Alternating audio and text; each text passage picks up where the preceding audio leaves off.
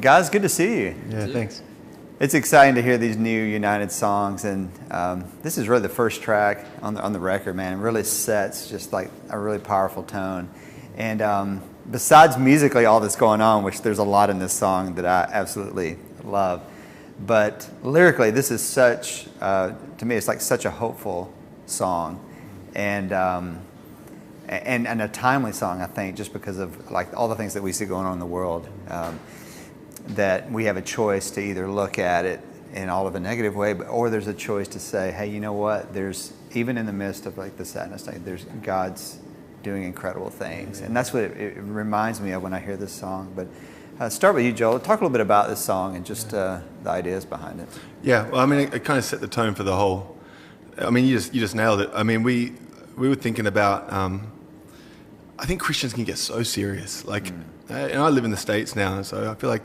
Oh, everyone's always so serious all the time, and the paradox of it is we have the most serious message there is, but the call, I believe, like when I read the Bible, it fills me with joy. It fills me with a sense of wonder at what God is doing and what He's promised. And I think the great thing about faith and journey and story is that, you know, when we look back at what God's done in the past, like we have nothing else but to be grateful and to kind of live in that joy that we know we've found the confidence that God is doing what He said He's going to do. He always has through all the time, and looking forward, that shouldn't change. And I think the real call for us here and now, and it's what we felt called this album really wanted to be, was just to kind of live in that childlike expectation and faith. And I got a 3.5-year-old son, you know, and the way he looks at the world and the way I think about him has taught me so much just about how I believe God looks at us.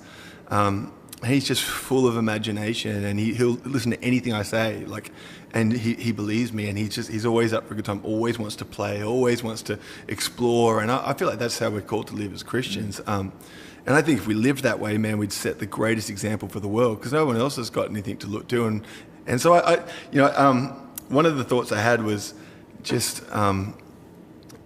the song is kind of set up. There's 2 verses, and it's really it talks about the 2 things that we're called to do as Christians. That is salvation, and so the first verse is just about our eyes being opened. And I think about, I don't know if you've ever seen those videos. You could Google one after this, but you know, of people. I saw a video of a guy who'd been colorblind his whole life, and he was, you know, in his 60s, and he saw color for the first time, and just the way he started. I'm going to start crying out thinking about it, because he'd just never seen like that. And I think the Christian journey, like for us now, it's like when we get saved, our eyes are open to the kingdom, to what God is doing, a different way of looking at the world, like you said. And the second verse is about baptism and that sense of leaving the old behind and coming up out of the waters. And I had an experience years ago where I actually pretty much drowned. I thought I was dying. It was actually really awesome. It was really peaceful. Wow. And then I didn't. And I remember being on the beach and kind of looking around afterwards and just being so grateful for things that I would just normally take for granted. And I think, you know, baptism is this idea of leaving death behind and stepping into, you know, the second life, the air of second life. And that's probably, that line kind of sums up the whole record to me. But have you ever seen the wonder in the air of second life, having come out of the waters with the old one left behind? Wow. And then the rest of the song, we wanted it to feel like this kind of, hey, like everyone who wants to be a part of this. So it's like an invitation. If you have, then so say, I see, and it's confession. I see the world, even if it looks bad, even if it looks terrible, there's something about confession that precedes belief even. And so something about, I see the world in light, I see the world in wonder, I see the world in life, bursting in living color, I see the world your way. And I'm walking in the light, and kind of just goes through all that stuff. And I love those words like grace and gospel and things like that. I'm not ashamed. It was just like, wanted to kind of have this just confession that is like reclaiming some of the real kind of things that we stand on and that we say we believe. Yeah, and that chorus really, for me, turns into, that's what makes it the congregational song, because it's inviting everyone in, you know? Yeah, it's like, yeah, so I can't wait. I mean, I can't wait for us to, we did it live for the first time in the Middle East of all places, and it was just, it was wild. People just like, yeah, you know, so. Well, and what a great example. I mean, I know you guys just got back from over there, and I mean, again, like all of the tragedy and all the things that we read about that are happening there and see.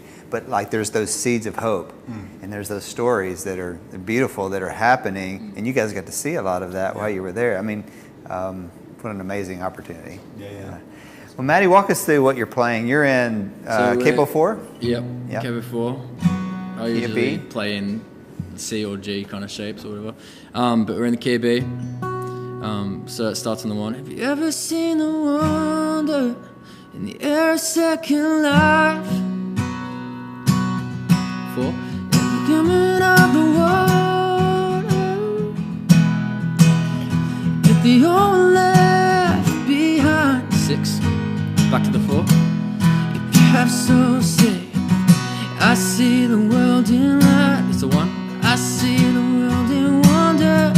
I see the world in life, bursting in living color. 4. I see the world your way, and I'm walking in the one. That's a 1. And then halfway through the chorus is, if you have so say, I see the world in light. I see the world in freedom. I see the world, I see the Jesus way, and I'm walking in the one. Goes back to the 1. And I'm walking in the one. It's pretty simple. It's like the most straightforward song. Yeah. And so, I mean, I think we've kind of got 3 choruses. Like there's 3 choruses that track the way out. And I think again, you can kind of do it any which way you want. You know, I like the journey of it. I like kind of talking about just the different aspects of faith. Like God revealed Himself in light, He revealed Himself in grace. Which is the gospel. And then the last one, I think, is more about how we're called to live according to the Spirit. So there's kind of a gospel story pathway in there, you know. But and Mikey did some great guitar lines. He did. Guitar players will be happy. There's some good old school stuff, man. It just feels like home, you know. Yeah. So it's like it's really fun to play.